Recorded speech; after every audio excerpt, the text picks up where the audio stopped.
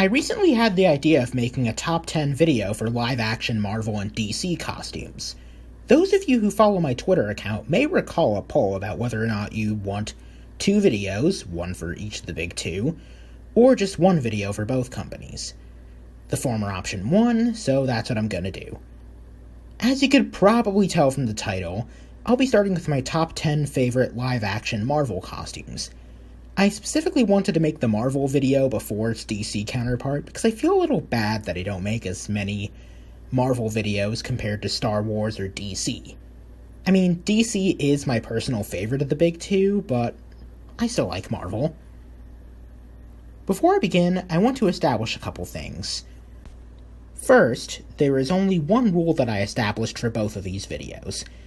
I can't pick more than 2 costumes for the same character, unless it's a mantle shared by multiple characters.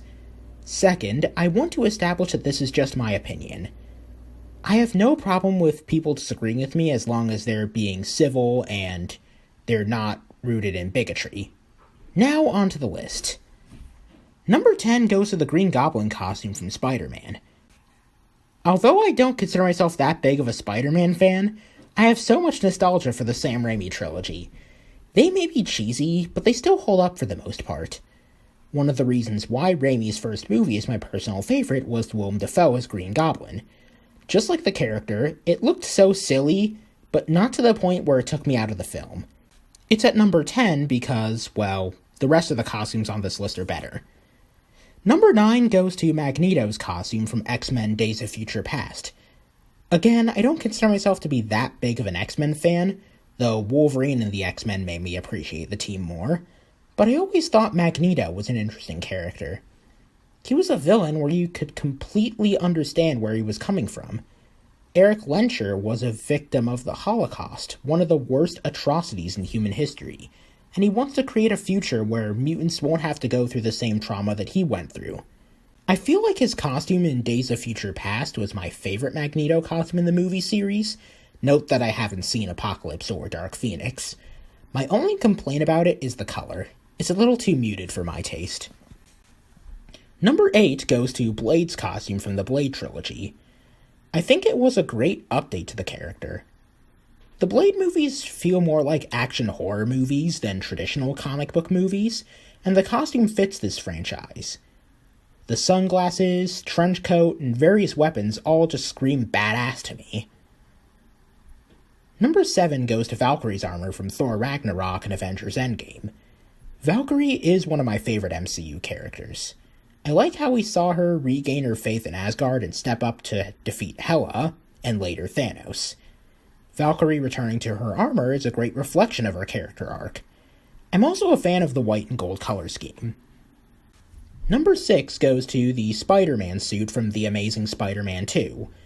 The second and final installment of Mark Webb's Spider-Man duology was not a good movie. If I could summarize what went wrong in one sentence, it would be that it overemphasized world building over character building. That being said, this Spider-Man suit is definitely the best one before Marvel's flagship superhero was integrated into the MCU. As much as I like the Raimi trilogy, that suit hasn't aged well. The suit from The Amazing Spider-Man 1 reminded me of the Raimi suit, but with a different color scheme and yellow eyes. The suit from this movie felt like a better evolution of the previous 2 suits. I especially enjoy the larger eyes. Number 5 goes to Captain Marvel's suit in Captain Marvel. I like how it's a more realistic version of her comic book design. I also like the story behind it.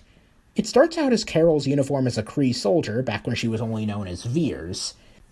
After regaining her identity and learning that the Skrulls were the real victims of their war against the Kree, Carol changes her suit's color scheme to pay homage to her time in the Air Force.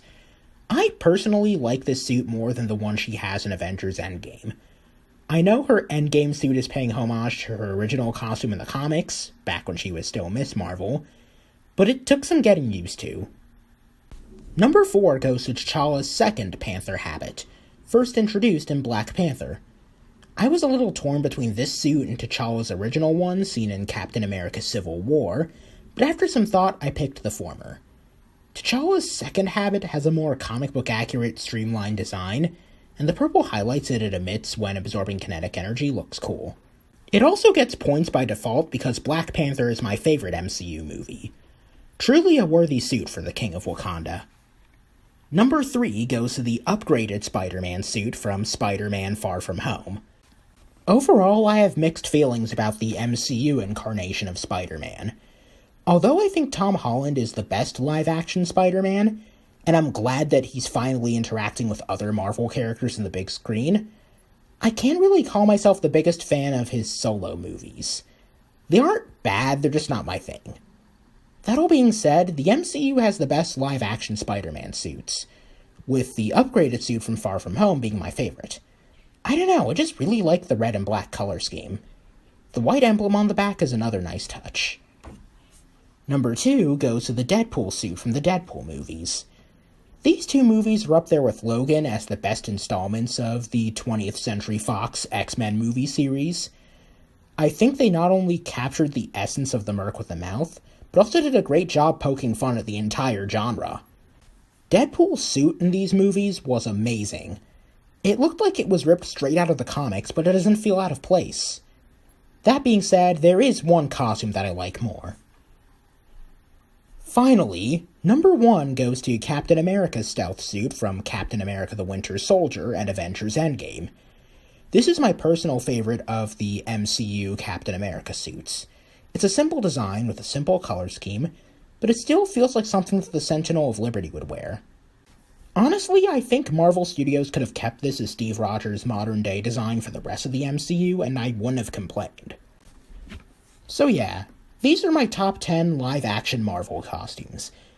Like I mentioned earlier, this video will be followed by one listing my top 10 live-action DC costumes sometime in the future, so stay tuned for that. Hello, I see that you have reached the end of this video.